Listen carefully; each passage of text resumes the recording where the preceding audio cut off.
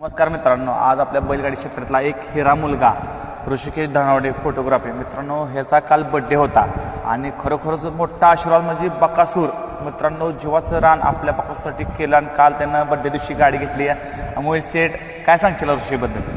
नाही, एक आपला मित्र आहे, एक मागं आपली ओळख झाली होती, पण तेव्हापासून तो एक बकासूर प्रेमी कट्टर झाला.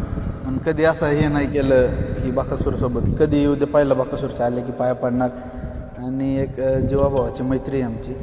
आणि काल त्याचा वाढदिवस होता, त्यांनी सांगितलं होतं गाडी घेणार आहे म्हणून, तो नक्की आहे. पण काय पावसामुळे जायला जमलं नाही. त्याला शुभेच्छा दिल्या नक्की. तर पुढील वाटचालीसाठी भरपूर बकासूरचा आशीर्वाद त्याला आहेच.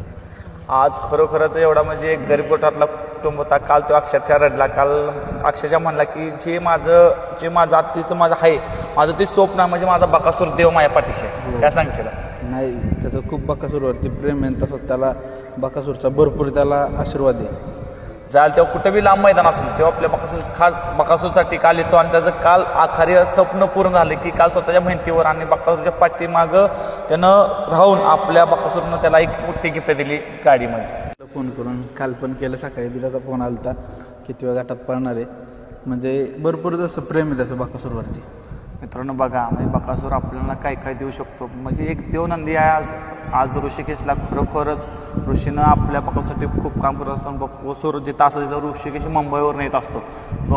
ऋषिकेश दादा, तुला काल गाडी घेतली, तुला मनापासून शुभेच्छा देतो. मोहिल शेठ आणि आमच्याकडून धन्यवाद दादा.